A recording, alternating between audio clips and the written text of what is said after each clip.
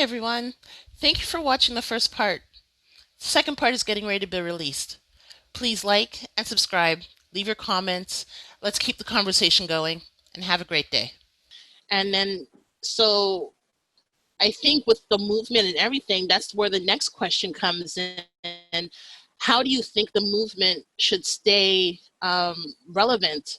Because it's not in the headlines anymore the way it was a few weeks ago, right? Everybody was talking about it. Everybody put up their black squares to show that they were for the cause, or So we're coming away from that now. It's no longer in the spotlight. There's been a few more deaths happening in the States and in Toronto um, that aren't getting the same airplay like the others were. So what is it now that we can do to keep the light shining on this Black Lives Matter situation? Like, what do you think from your perspective? And either of you can go. Okay.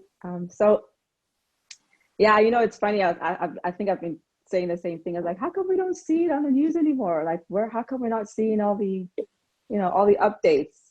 Before, you didn't have to like look far to get updates of what was happening with the cases with George Floyd or Breonna Taylor, or it was just all over the place, right? On social media, on the cable news, or on wherever you want to go, it'll be in your face. But then now I feel like they've already moved on. But so from my perspective, so I know that sometimes we tend to treat things as trends. So the Black Lives Matter movement, I mean, it's a call to end systemic racism and injustices, right? For people of color, for Black people, for Indigenous people, So from that perspective, it's not a trend because we're dealing with people's lives. We're dealing with trying to create a world where everybody has equal opportunities, trying to build awareness.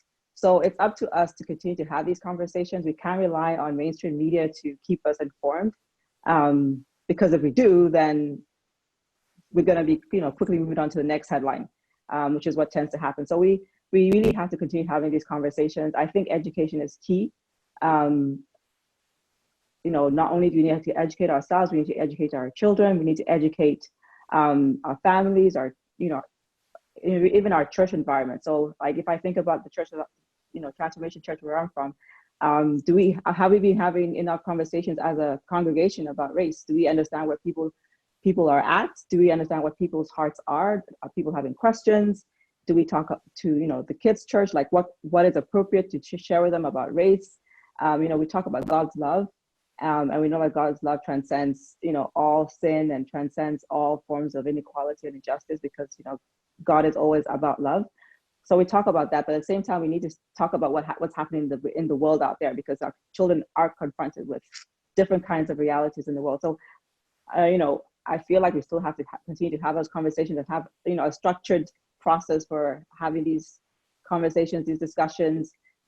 Appropriate resources that are going to educate children where they're at. So whether Yep. they're younger children or teens or younger adults, at least having resources that can allow or create a forum to have healthy conversations about these types of issues, and the challenges that they face.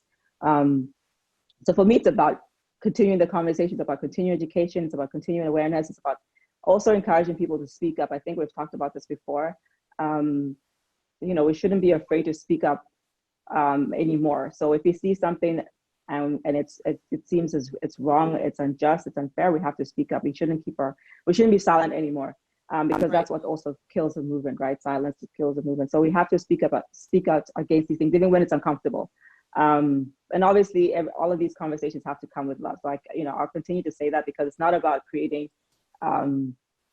friction or silos of separation. The whole point is to bring people together so that there's unity.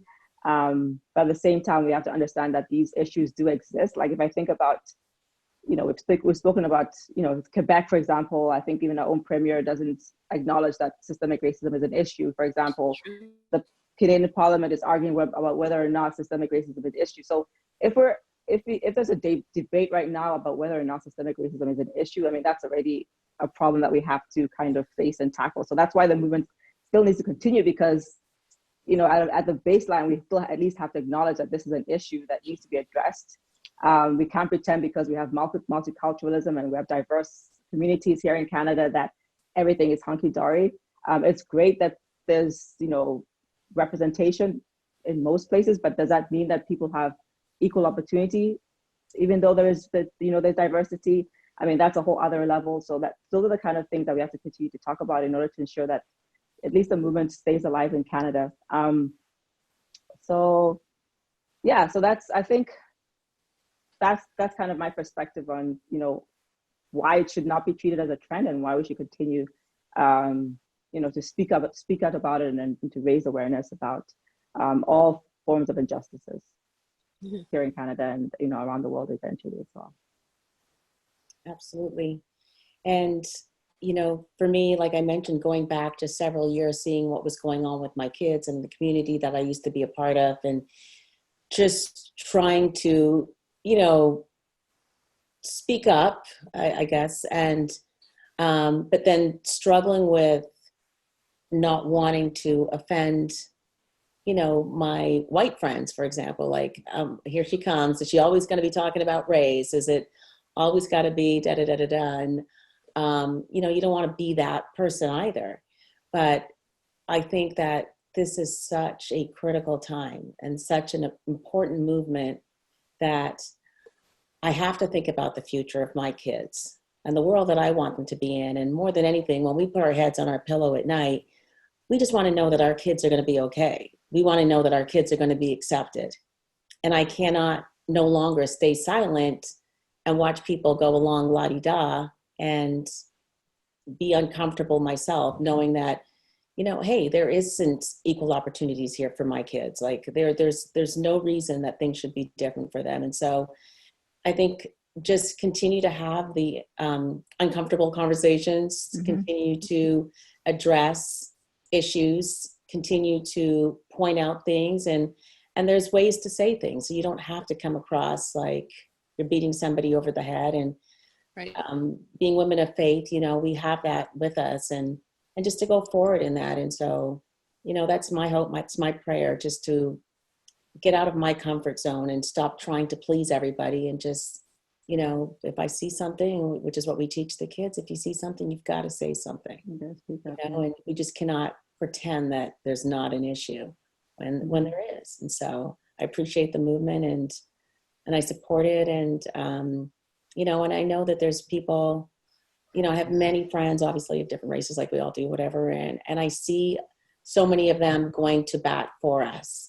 I see so many of them on the streets marching and carrying those signs, the Black Lives Matter signs. And, it really brings tears to my eyes to see they don't have to do that. And so for me personally, I just appreciate that. And, it's easy to get on social media and you see one person believing this or one person believing that. And I don't know if it's like this for you guys in Canada, but in the US, everything always boils down to politics. So, and this being an election year for us, it's, it's divided, but at the end of the day, humanity has to shine through. You know what I mean? I don't care who you want to vote for. I do, but I just want the best for my kids, just like you want the best for your kids. I want my kids to be treated equally. I wanted my kids to be treated fairly. I don't want them to go from being cute to a threat. I don't want to think of that day where they cross over into that threshold where people are going to walk across the street or where people are going to be afraid to get into an elevator. And so these are conversations that need to take place because there's just not enough. I don't think there's enough information out there. I think there's a lot of assumptions. I think that, just communicating with my husband, who's white, grew up in an all white town, had one Black child in his class, and the way he saw things. And now, the blinders are off for him. And he's just really blown away to see the difference, and how he has to educate and how he has to treat his sons differently, thinking that he can raise them. He wasn't thinking that he was raising his kids white. He was thinking that he was just raising a child. He didn't realize that there were different rules. And I think at first he thought maybe this was something that didn't really need to be this way, something that maybe I could have been blowing out of proportion. But as time went on and he saw it and he saw the kids start to shut down even, that he recognizes, wow, this is this is something here. There's something here that needs to be dealt with. And so I think we just need to continue to have the conversations, and we need to continue to reach out to each other and check in with each other. How are you doing? How are you doing? Because it can be very lonely. So. No, you're absolutely right. It just, a question just popped into my mind, but I'm going to ask it because I'm kind of interested in your answers. Have you had the talk with your sons? Well, once again, try to have a talk with your son. I mean, the only way to have a talk with your son is to take away electronics and put them in the car and tell them you're going for ice cream, and then you go for like the longest drive. You know, that's the only way you can get their undivided attention, and they're not going to just run away. But, you know, we have here and there, like we sat down to say we're having the talk. We've tried to do that, but it comes out in bits and pieces. And, okay, you know, so we'll do it in chunks. Like last week when I had to pick up the one son at the school, there was that talk. And, but yes, but is everything covered? No, that's up there with the birds and the bees. They still aren't ready to hear everything, but you know, we're definitely getting things out there in chunks as much as we can. They know there is a talk. Right. Bupe, your 5-year-old, I don't imagine you having that discussion with, but your eldest child, have you had any part of that talk, the talk? And for those that are watching and you don't know what the talk is, it's basically to have that conversation with your child on how to act when they are in front of law enforcement or someone who is trying to stop them from going where they need to get, and how to act and behave in order to ensure that they get back home safe and sound. Yes. So I mean, I haven't had, so with my 9-year-old, so she's very much into fairness and equality for her. I mean, you know, kids at this age, they're very kind of black and white when it comes to justice. You know, why are things like this? You know, why aren't things fair? You know, they believe that everything should be fair for everyone. You know, there's a right and wrong to all situations. So I haven't had that talk with her because I still feel like I still need to do some work, just actually explaining to her what it means to be a Black person, because she sees herself just as a human being. I mean, she, you know, like, if I look back to when she was in kindergarten, I remember a time when, you know, when she first started, she was 5 years old, and I picked her up from school and she had like sand in her hair, and so I asked her what happened, and she's like, "Oh, some kids threw dirt into my hair." I'm like, "Why?" And they said, "Oh, because my hair, they thought my hair was funny looking. You know, they didn't like my hair." So then, you know, I had to kind of explain to her, okay, why would kids do that for no good reason? You know, I brought it up with her teacher, and explained to her what happened. Her teacher was obviously horrified, and she said she had to talk with the other kids. But so for me, I'm at a stage where I'm still trying to get her to understand that she's, you know, that she knows she's Black, but then what does that mean and what does that come with? Because I don't think she still fully understands what that's about. So when it comes to, you know, things like law enforcement and that kind of thing, for her, she just sees it as police. So she's still not mentally there to really understand what it means. So yeah, I have a lot of work to do. It's just getting her to understand what race is in this country, and understand that, you know, sometimes life is just not fair. But like I said, at the same time, I don't want to come from a place of hopelessness, because, you know, she's a smart kid and she's motivated, and I want her to feel like she can be whoever she wants to be, and she can do whatever she wants to be, and she can embrace all kinds of people and be friends with all kinds of people. So quite honestly, I'm not equipped. That's just basically the bottom line. I'm not equipped to have that kind of conversation. I myself, I've had the conversation with all of them as they were getting ready to go into high school, and that they were going to have to take public transportation. And it wasn't very heavy. It was more like, you know, not from a race point of view. At first. I think I went into more race as they got older into their situation. But it started off with like, what are basically your rights as a citizen, and letting them know that as a minor, you're not required to answer anything. You're not required to sign anything because you are a minor. That basically, if anybody asks you anything, the first thing out of your mouth should be that you are a minor and that your parents are so and so, and they can be reached at so and so. And then it wasn't until that there was a situation with a STM guard and a kid in the metro, and that escalated the dialogue between me and the children to say that, it's not just the police that you're going to have to worry about. It's people who feel that because they're in a position of power, they have the right to mishandle you however they see fit. And in that situation, your job, your only job, is to make sure you get out of it you get out of it well enough to make it back home where there's safety. So yeah, we've talked about it. My ex-husband, who is white, didn't understand what was the need for it, but I'm like, but of course you don't understand the need.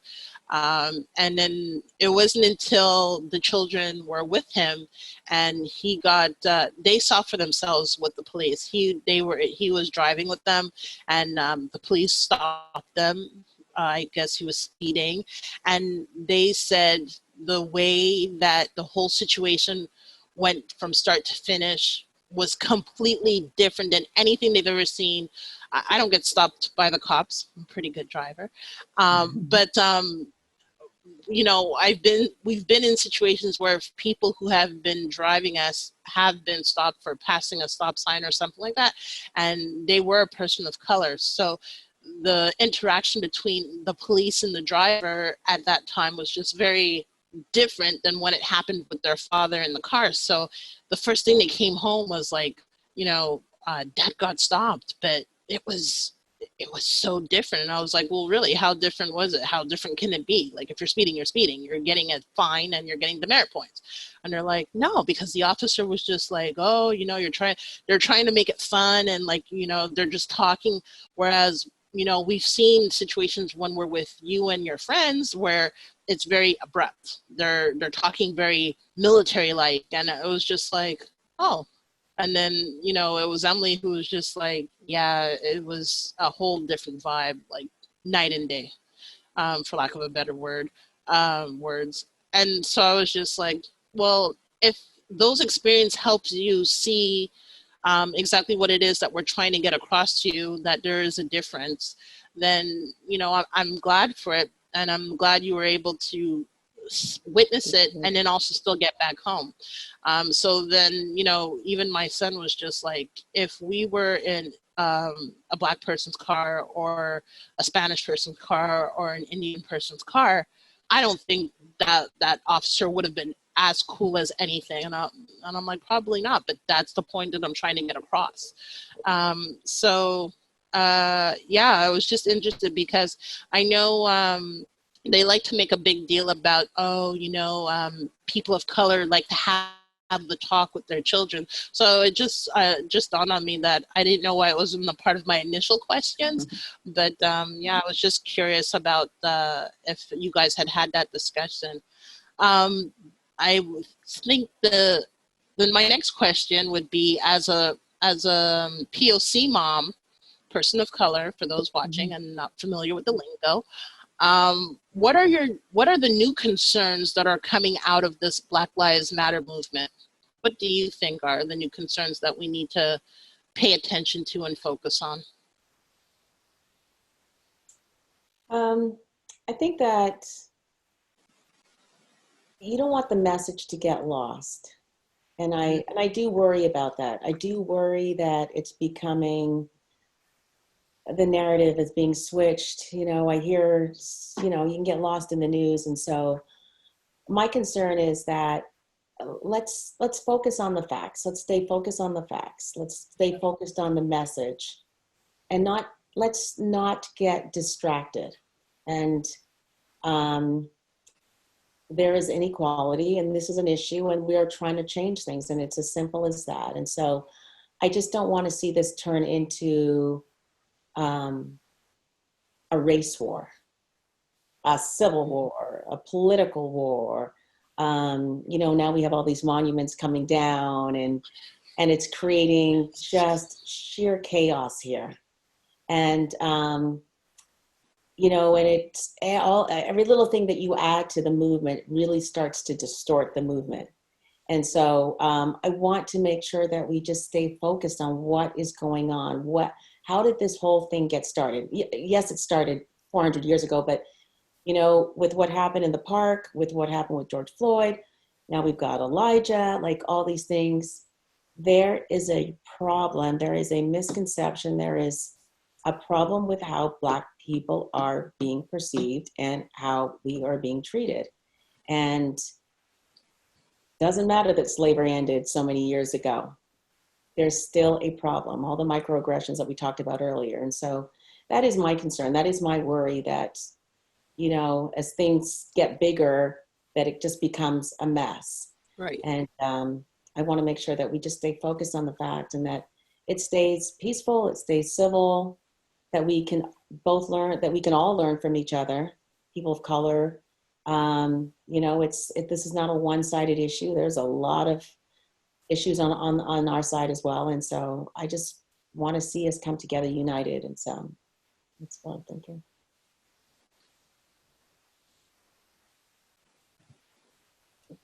Bupe? Bupe, anything to add? The screen kind of froze for a second there. So I guess if I come from the Canadian perspective, so for me, the new concern, so in addition, I'm starting to hear that, the Black Lives Matter movement is becoming very politicized, this whole thing about defunding the police. And so I feel like that kind of narrative is kind of starting to tarnish what the whole point of it is. And like you said, Janet, it's all about kind of dismantling the systemic racism and injustices in our society. So, but from the Canadian perspective, what concerns me, like I said earlier, is the fact that our leaders in this country are not necessarily all fully aligned on whether or not systemic racism is an issue, even though there's, the statistic, the economic data that shows that there's disparity as far as, economic,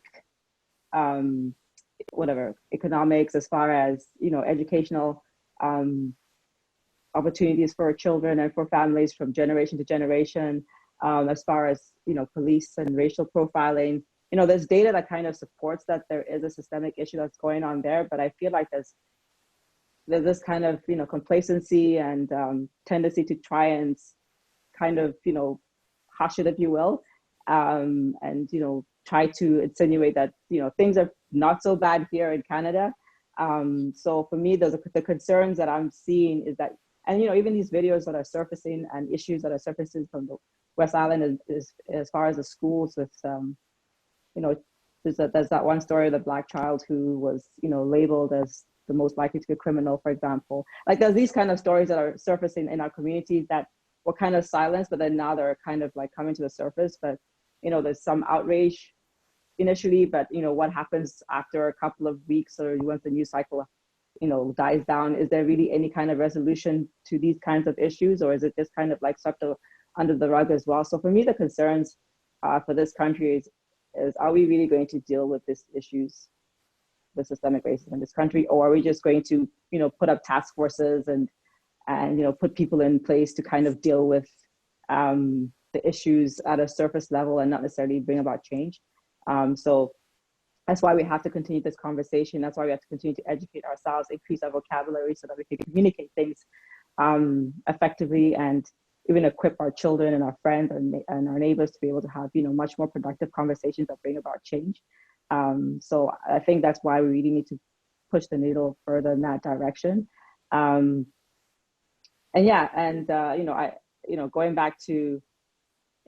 back to our Christian faith, and we know that Christ at the end of the day, he's the father of all nations, of all tribes.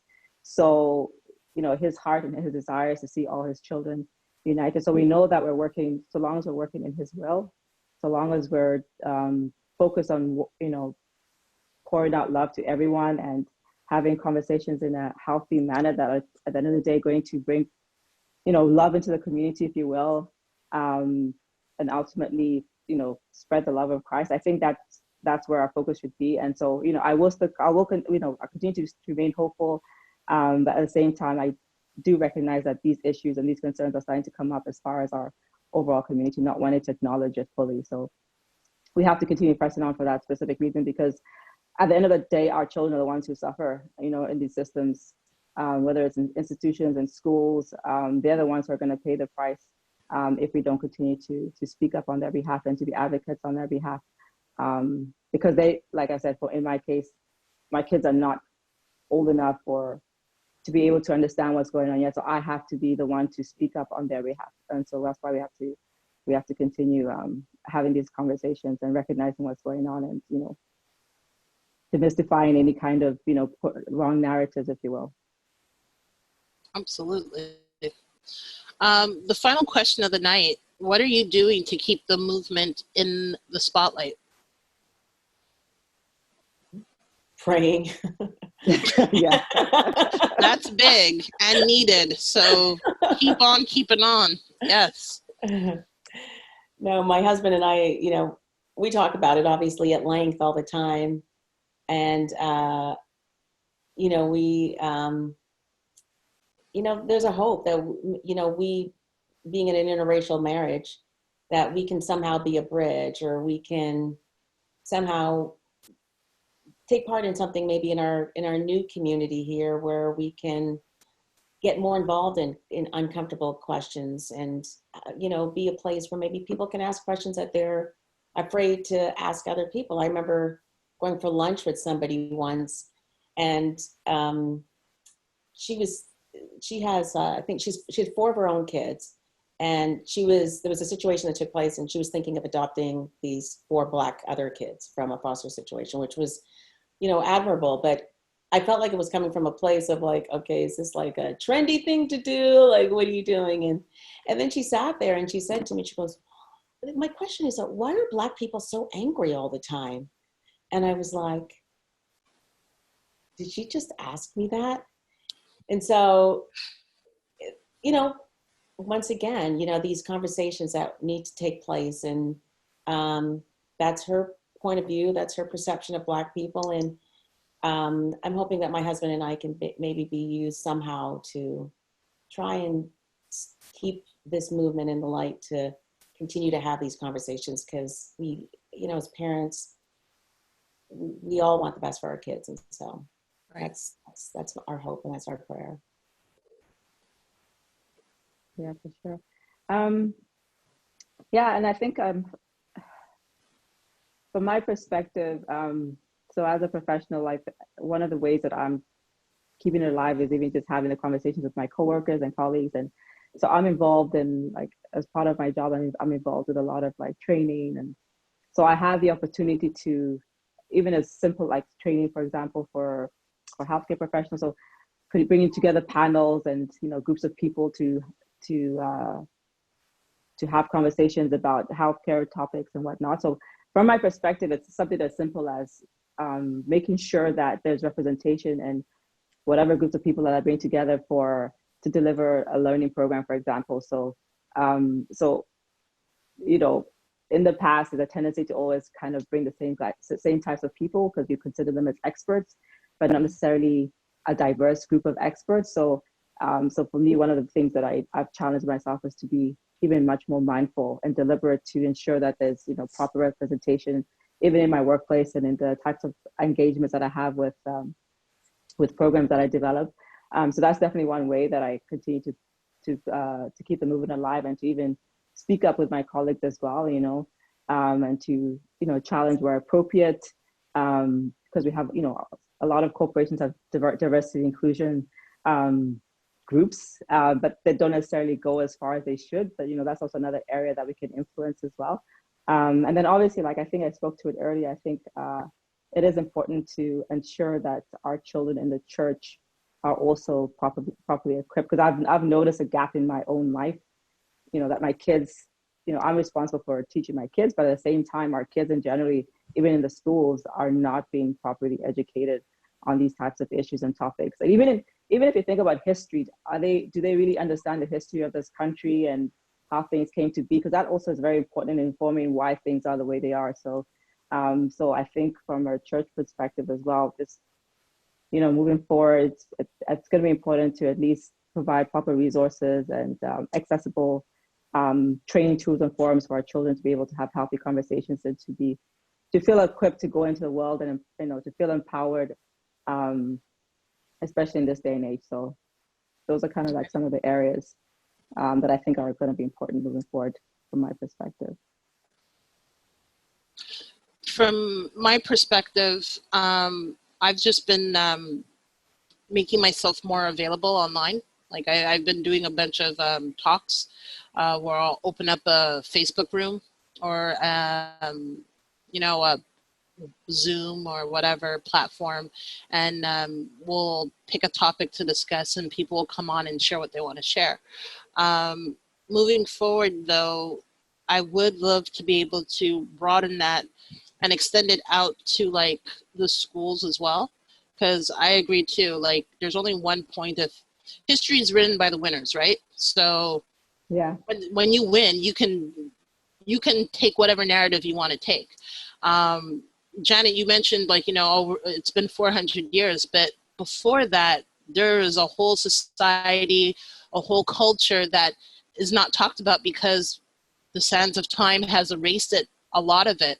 So now it's time to go back and find those stories of former kings and queens of Africa and bring those back to the forefront of what it is to be a Black person and where do we come from. We weren't always slaves. Many African societies were thriving way ahead of European nations. So we need to come back and bring that back to the light and give a whole new, make it balance. Okay, fine, this happened, but also this also happened. And I think we can do that with like social media, what it is today. Books, there's so much information that you can find just by looking things up, and you just have to be able to create a proper platform to have it shared. So right now, like, everybody's like, oh, I love books. I do a lot of reading, so everybody would be like, oh, do you have a book to talk about this? It just so happens I do. And then I'll send a list and, but it goes beyond that too. Like, you have to change who's sharing the information, who's sharing the media. And so that those conversations, there are a lot of gifted professionals from Native Americans to Blacks to Latinos that are building such amazing educational tools to bring to kids in schools and school boards just need to get on board and take some of these materials and incorporate it into their schools.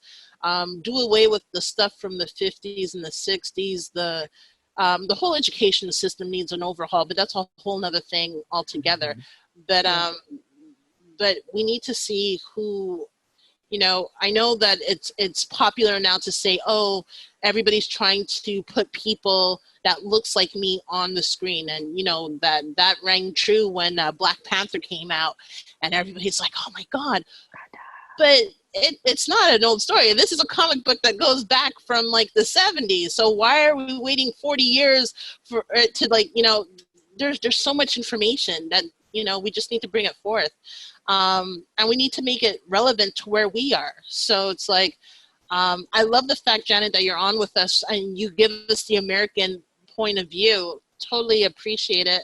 But I also like the fact that we do, as a Canadian and also as a Quebecer, and I know there are some white people that'll be like, oh, you're a Quebecer? Yes, I'm a Quebecer. My birth certificate says I'm a Quebecer, and I call myself a Quebecer, and I'm very proud of that. And yes, I am Black. But, this is, at some point, all these labels, and this is what I'm hoping, at some point in time, all these labels, POC and all that other stuff, won't matter. Right. Sarah said this when she was really young a long time ago, and we used to laugh about it. But now that, now we're in this time that we are, she's like, everybody should just be beige like me, and then there'll be no problem. And you know what? When she said it, I think she was like 6 or 7. She was in grade 1. And when she said it, I laughed because I was just like, it would be easier if everybody was beige. Maybe we'll wait out a generation or 2 and then everybody will be beige and there will be no more problems. And but yeah, now that we've come to this, I think we do need to all get beiged, and then we could just focus on being the human race instead of all these other pockets of things, and just drop all the titles. So, and that's where the hope comes in. And also the prayer that you mentioned before, Janet, constantly praying for people's hearts to be open to receive change, for people to even if we're just planting a thought, that they take it to heart and go on wherever it is they're going, and it matures and it changes the parameters of what they were thinking, and then they'll pass that on to somebody else. So yeah, and Bupe, like you said, to do all of this in love and respect is the key to everything, because you'll hear it. When someone's just giving you word service as opposed to somebody who earnestly wants to change. The tone and the body language will back it up. Will back up the words that are coming out of their mouth. And we can only pray and hope for more of that to continue. And actually, like, the message, that's the message, to not get lost, right? That will keep the movement moving forward and keep it current, is that, at the end of this, we just want to do this in love, with hopefulness, and pray for a better tomorrow. Right. So, I just want to thank you. I just want to thank you both for taking your time. I know I had said an hour and we've gone over, but I think it was worthwhile to hear your answers to these questions. And I'm not going to say this is it. I'd like to keep this dialogue continuing, if not on this platform, then another platform. But however, and I encourage you guys, if you want to continue or start, do so, because it's only through coming together and sharing ideas and thoughts that we're going to keep this movement relevant, and we're going to keep it moving forward. And I thank you both sincerely for sharing your precious hour and a half as mom, because I know our time is very limited, and I'm thankful that nobody came searching for you guys to take care of you. I'm hearing a knocking at the back of my door, so I know they're already hunting for me. But thank you so much for everything. This is the conclusion of the people you need to know, the Mother Edition, and we're going to continue this conversation, and I look forward to it. Have a great evening. Thank you for your time, and be well. Thank you very much for having me. Thank you. Yeah, thank you. God bless. Yes. Okay, so I stopped recording. Okay. I think it's still recording.